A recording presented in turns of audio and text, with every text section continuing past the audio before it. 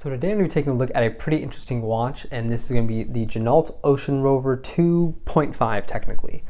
So this is a watch that was sent to me by the brand. They reached out, asked me if I wanted to take a look at the watch, and I said yes.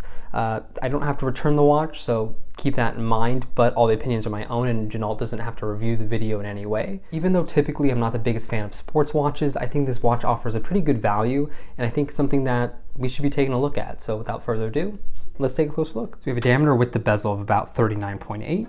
Without the bezel, we're looking closer to 38.9. Lug to lug is 47.2. Height is just 11.4, and we have a lug width of 20 millimeters. Some other general specifications for this watch: we're going to have the Sellita SW200-1 beating away in here, of course, through a closed case back.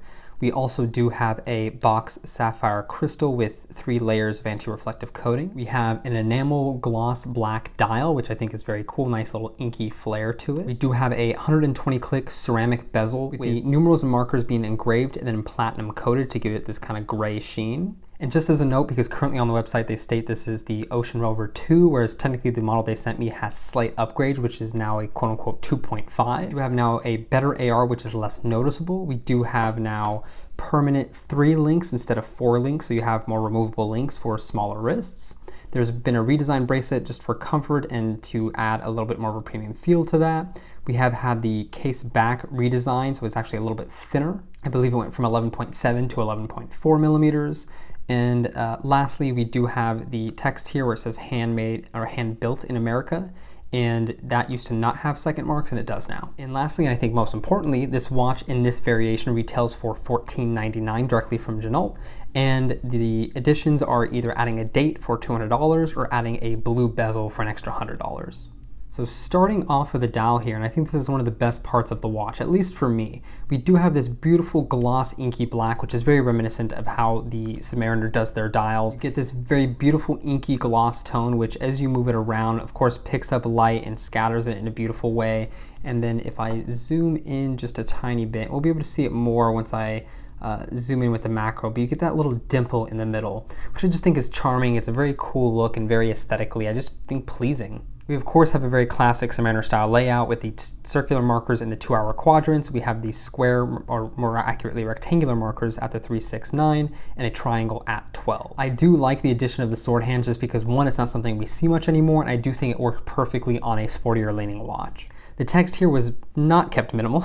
We do have quite a bit of text here. We have the Ginault logo, the Ginault name, and kinetic continuous just under that. I think that's a kind of phrasing that they can get rid of. I don't think it really needs to be there. Then at 6 o'clock, we have Ocean Rover, the depth rating, we have submersible maritime, and then precision chronometer. I think if they got rid of that kinetic continuous text and then the submersible maritime text, it would look a little bit better. It's one of those things where, one, there's a lot of text there, but to be fair, I don't mind. It gives this nice kind of triangular balance to the dial rather than a pure square balance, but it's one of those things where those 2 lines of text specifically are very frivolous, something I don't think needs to be there, and because this is a watch probably more garnered towards an enthusiast, those aren't terms that need to be said.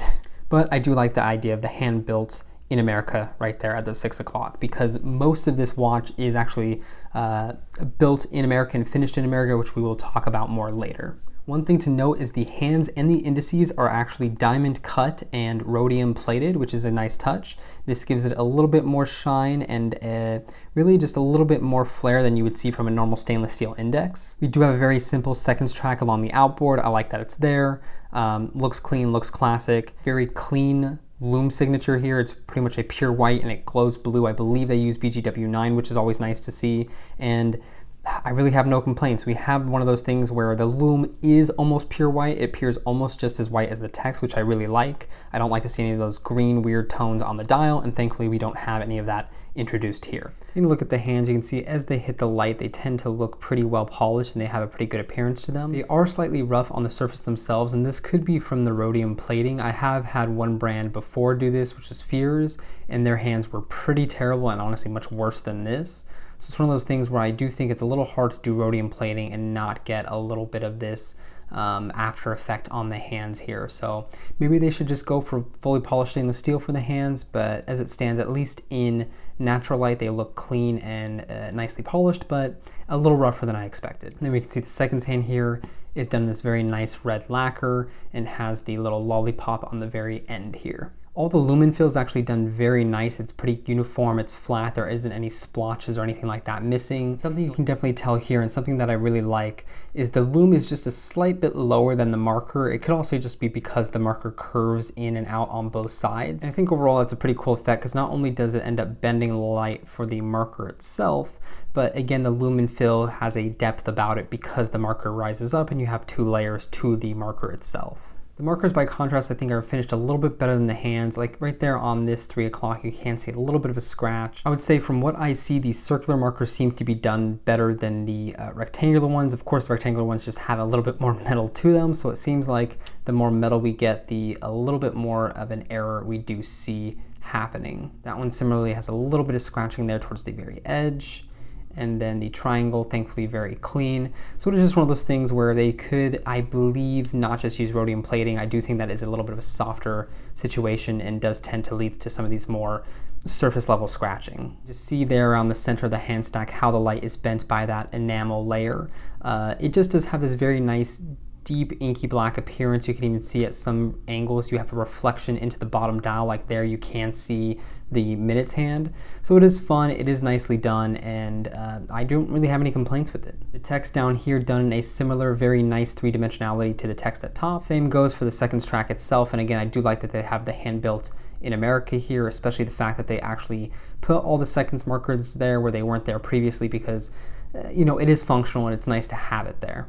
And the little tiny aspect of it being slightly smaller tick marks because there is text in the way is a very fun detail. And apologies overall, it's pretty hard to focus on this dial. I think it's just because it's so black and it's so inky, and I only have one light source at the moment, so it's a little hard to get the reflections to go away and the details to come out.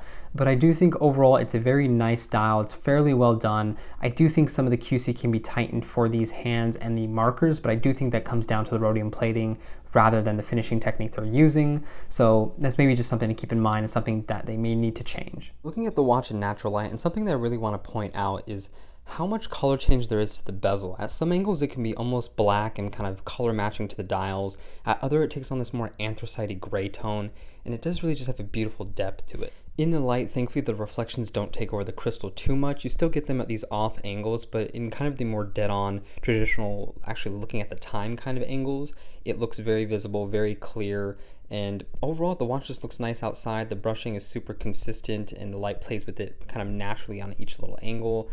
It is, I just think, a very good looking watch in the light. So moving on to the case of this watch, and this is a very kind of classic styled pre-ceramic case. We don't have the super case here. It's not very fat lugs, very nice and slim, more elegant that way, kind of fits better on straps that way. We do have circular brushing here on the tops of the lugs. We have high polish on the sides. We do have a Ginault signed crown there. We have a tiny little baby chamfer here. It thins out pretty much to non-existence towards the middle of the case, and then grows and grows and gets pretty large here towards the very end of the lug. So it's a nice touch. I do think they can make that a little bit more dramatic, but as it stands, it's nice that it's there at all. Very classic, kind of sterile for the most part case back. We do have circular brushing on the case back lugs as well, which is a nice touch. The bracelet itself is done in a vertical brush, which is very fine and pretty well done. It doesn't really seem like there are any issues or you know, quote unquote, anything wrong with the finishing there. We do have high polish on the sides to kind of tie in with the high polish on the side of the watch just in general. Once we get to the clasp, it continues with that brushed on top, polished on the sides. We do have very nice clasp here, and for one, the whole bottom of this deployment is silky, silky smooth. Like, this is a feel of super soft and smooth finished metal that I do get from a Rolex Submariner clasp. You do have these rounded edges where it contacts the skin, so it's not poking or prodding or anything like that. One thing to note is that the clasp here and the clasp kind of here on these very definitive rectangular parts are machined so well that the edges are a little on the sharp side. Like, I could probably like hurt myself a little bit if I dug in hard enough with those. So one thing to note is kind of if you leave the clasp back, you have this part kind of going below the bracelet. So if you're taking it off, that can kind of grab and scratch at you, which is not the most pleasant feeling. You don't always feel it, but it's something that can happen, so just keep that in mind. And the same kind of for the clasp here. You can kind of catch that on the way off sometimes, and it doesn't feel great. The clamshell closure mechanism is very nice. The fact that you have the clasp here with a actual hinge helps you grab the clasp a little bit more, and the fact that this articulates just gives it a more premium feel. That's something that when I released the BlackBerry 58 video I was wanting, and this does it, and it does it very well. When you close it, very definitive click, very smooth. You don't need a lot of kind of force to push it in, and the clamshell closure, similar thing, snaps in very nicely and feels very secure. We do have a micro adjust system in here. You just push down, push either in or out. You can see all those little ridges for where you can move the link to. So you do have quite a bit of holes to micro adjust. It kind of pops out very easily, snaps down very easily. So it's a super easy system. It just is one of those things where you don't know exactly how far you're going in and out just by pushing it. And it can be a little weird if you don't get it exactly on one of those little links, but it works fairly well. We do of course have screw links here. One thing to note here is it's currently sized for me at a 6.5 inch wrist, and I can still take out 1 1/2 link and a full link on the other side. So basically I can take out another 2.5 links and make it maybe 2 micro adjusts tighter. So it can fit very, very small wrists. This probably fits down to maybe even like a 4.5 or something crazy like that. If you have a wrist, this will probably fit you. Taking a second to focus on the mid case, we have this beautifully thin mid case here. You're not really doing any tricks to make it feel thinner, but you do have a kind of visual turn down here on the edge of each side, just kind of classic oyster, which is benefited when the case is thin, and it doesn't really help when it's thick, but because it's so thin, that visual turn down does look really nice. The case back here is ultra thin too, which is pretty rare for a Rolex style case. Typically you have the case back wear very easily into your wrist, and you'll find that pretty much the same here. So this will wear even thinner onto the wrist itself. What I really like that they did with the bezel here is it does have an angle to it. It's not completely flat. So one, this actually rises up to meet that domed crystal pretty nicely, or more correctly, that box crystal pretty nicely. And it has a really good knurling to it, which is also visual from the top, which I think is a pretty unique look. Of course, we have a full ceramic bezel. Again, those hand engraved parts out of the markers, and then we have platinum filled in to give it this grayish tone. The bezel has a beautiful, beautiful action to it. Very loud click, very definitive, not hard to move, but also it doesn't move too easily. The grip is very easy. You don't really slip off the grip at all. There really is no backplay at all to the bezel itself too, which is really nice. And it is just genuinely one of the better bezels that I've dealt with, and very pleasurable to use. Looking at the crown, it is pretty nicely done. It unscrews very nicely. It's a very definitive click out when you're done unscrewing it. Again, the movement here is just its standard Solita. It's one not really meant to be wound very often, so it doesn't have a great feeling to it. It's mainly meant to be used in its automatic movement configuration. And then when you pop out the crown, it's nice to see that since I went with the no date variant, they did give it a true no date movement. There is no ghost position, and actually setting the watch, the hands feel beautifully smooth. They do go with the Elabor grade movement here, which is the higher grade, which is nice, especially since we don't even have an open case back. But again, it's unfortunate that it's just not a movement made to be hand wound. And just a note before we move on to how the watch wears, this entire case is CNC machined in the USA and then hand finished by Ginault also in the USA. The case, the bracelet, the bezel, the case back, all these components are actually made here, which is really nice. And again, hand finished by the Ginault team themselves, which is literally only 2 people. The only components they're not making themselves are kind of like the crystal, the movement, kind of like little screws and bits and bobs like that. And because of that, they can't say it's 100% made in the USA, and that's okay. It's really just nice to know that they're doing any of it in the USA at all, rather than just kind of mail ordering it in. So moving on to how the watch wears, earlier I was wearing the Laurier here because this is pretty much the only other dive watch I have with me. So a nice little, watch that is vintage diver versus a watch that is a modern reinterpretation of vintage diver. So here we have the watch on my 6.5 inch wrist. I think you can tell it wears fantastically well. The lug to lug is pretty short and constrained, so it doesn't really look too large visually. Even if I move it down here to where I have closer to a 6-inch wrist, it still does not look overpowering. It still wears very well and very constrained. Even the fact that we have male end links, it doesn't really go out too far or too much, and it does angle down very nicely. The watch similarly wears pretty close to the wrist, so it doesn't feel heavy or top heavy or tall in any way. You could also see here from this angle that the bezel again outreaches a little bit from the case. So because of that, again, the case is technically a little bit smaller than 40 millimeters, and it just helps grab the bezel and actually use it because it is not flush with the case. Taking a look at the watch and more of like a down the barrel shot, you can see it pretty much sinks into the wrist. Like it's very hard to make it seem like it rises up off the wrist at all, because realistically it doesn't. There's not really a lot of daylight shining through. It's hard to make daylight look like it's shining through. It's a very comfortable case on the wrist. It has a very low profile. It feels nice, it feels thin, and it genuinely surprises me that this form factor is a 300-meter diver. So it's nice to know you have that confidence. It's nice to know you're not wearing a hunk of metal either. It's not heavy or overbearing in any way, and feels like an elegant dive watch, which is nice. So moving on to some other straps, and unfortunately again, I'm not in my usual place, so I don't have all the straps I normally have, so we're going to use the same straps from the Tudor video I just put out. This one is just a nice matte colored NATO from Crown and Buckle. I think this looks perfect on this watch. I think this is a case very much made for NATOs. If I had my black rubber NATO, I'd put it on there immediately. I think it would look very cool. But one thing to note is I do like the way this looks much more than when it was on the Tudor. I think the thinner lugs and the profile of the case just make this wear a little bit better on a NATO and just look better on straps in general. I think it looks pretty cool. Again, I do wish I had my other straps with me. This on a black one-piece strap I think would have looked badass. If you had maybe like a black strap with some red accent to match the hand, it would look pretty cool. It kind of makes it a little bit more wearable than when you have it on the bracelet. It feels a little bit more comfortable, feels a little lighter, and it's just a nice way to change up the watch. This being the same kind of case profile as a Rolex, has some of the same issues Rolex does with straps, and there is not a lot of clearance between the lugs and the kind of edge of the case here.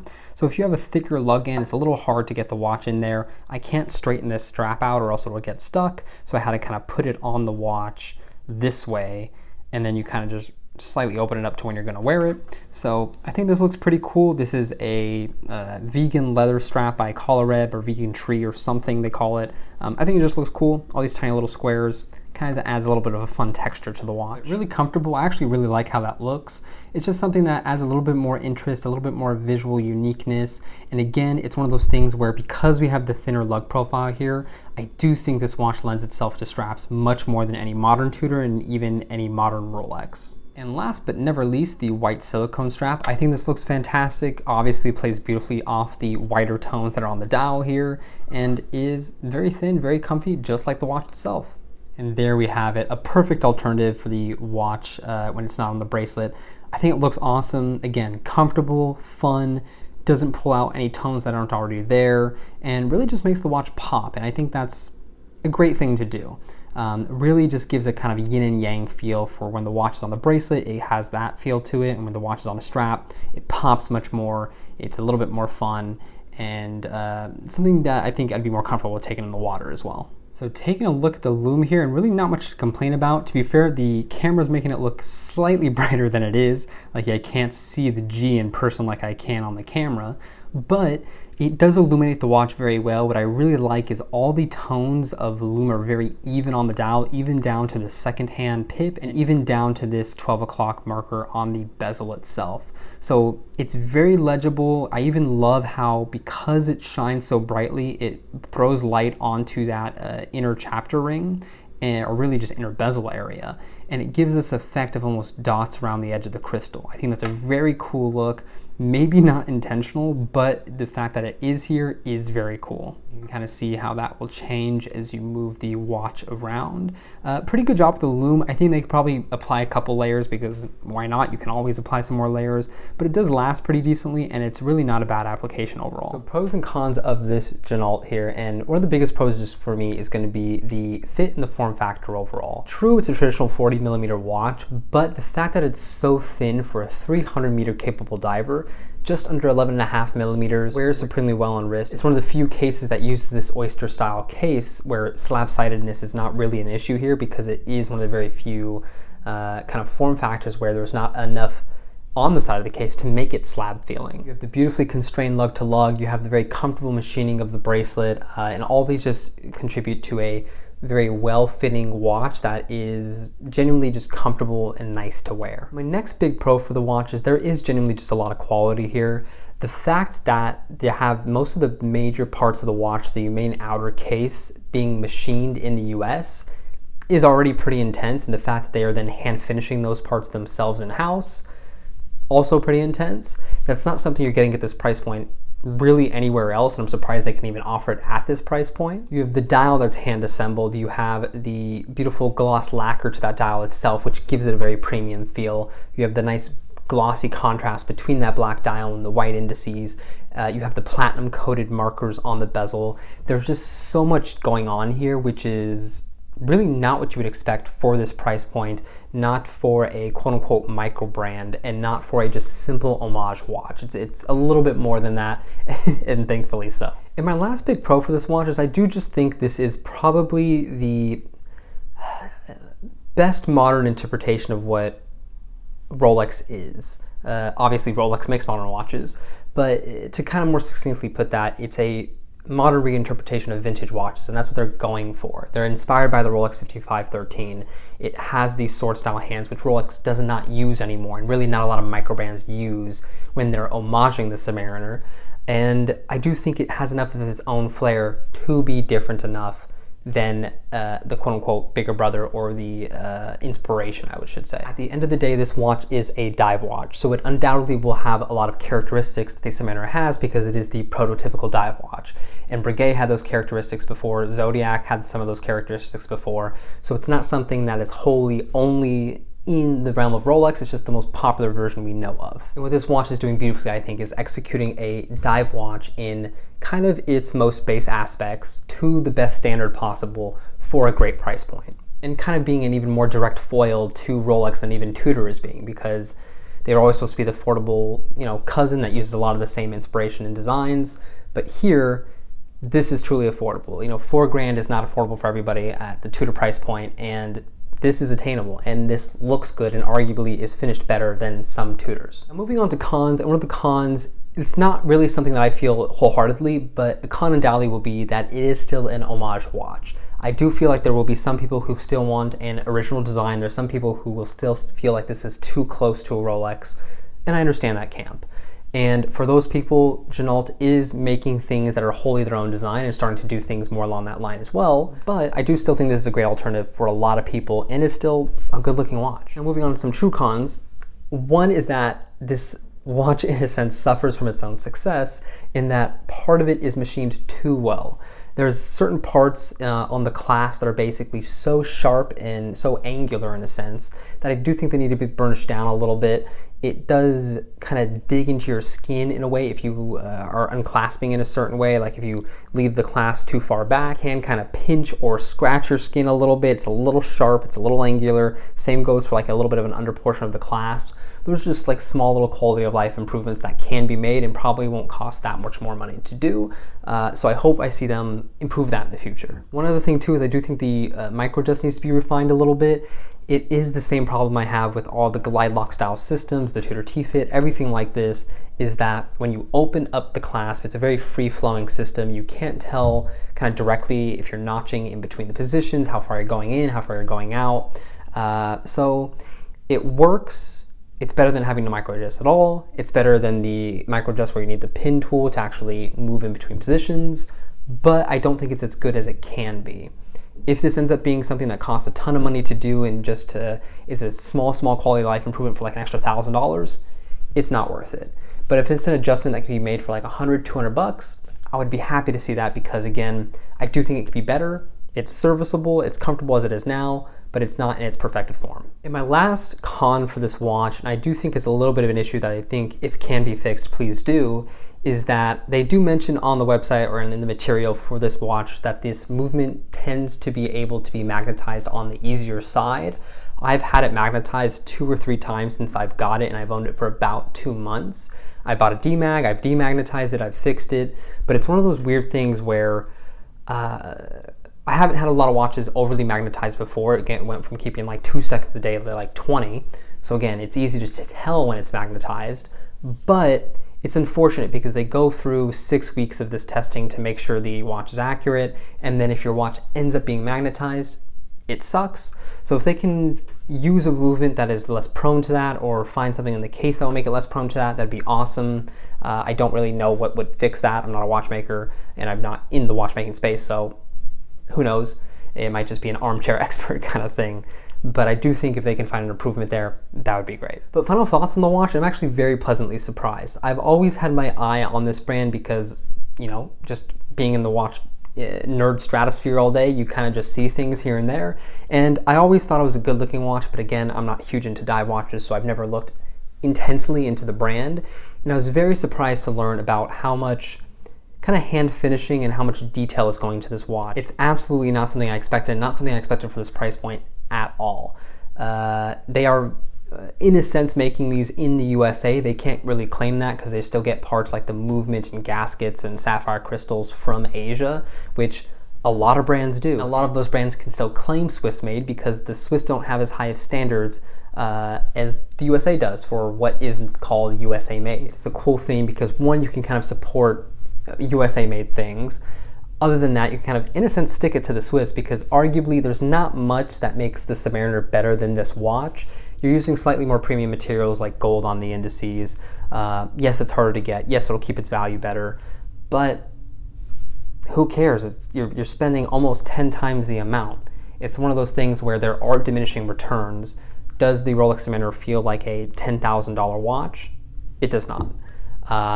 But the world has decided that it is worth that amount. So, you know, that's not up to me. Digressing, I think at the end of the day, what you're getting here is a very, very well-made watch, something that is extremely well-made for the price point, something that is kind of falling into a price point that is starting to not exist anymore. You're not finding a lot of good value for between $1,000 and $2,000, and the only one really playing in that space are kind of like Monta and Christopher Ward. So Christopher Ward is making absolutely good stuff and great stuff, but there are things that this Ginault does better. I think it has a better dial and dial finishing overall. I do think the case wears a little bit better, but Christopher Ward is more original. So it just depends what you like, what you value. Again, I know a lot of people who won't buy Christopher Ward because of the name. Digressing, we're not talking about Christopher Ward right now. Again, this is a great watch. I do think if you're interested in this style of watch and you're interested in a good Submariner alternative, if you're interested in just a very prototypical dive watch that doesn't really break the bank but feels luxury, this is kind of it. You can tell that there's quality paid to the watch, attention to detail in the watch design. When you have the watch in hand, it undoubtedly feels like it's something worth the price point that they are selling it at. I would love to see what Ginault does in the future. I appreciate what they do in this space. I hope maybe they make like a GMT. I think that would be a fantastic addition to the line. Maybe if they make a dress watch, probably won't sell well, so they probably won't do it. But I would just love them to take their know-how, their expertise, and apply it to something else, and maybe even apply it to something more original, or continue at least to do more original stuff, because I know they have some of that in the pipeline already and some of that on the website already. So those are just my thoughts, my opinions, my feelings. Thank you as always for watching the video. If you have any questions or comments, please leave them down below. I'll be more than happy to answer them. And yeah, hope you got something out of the video, and I will see you in another one.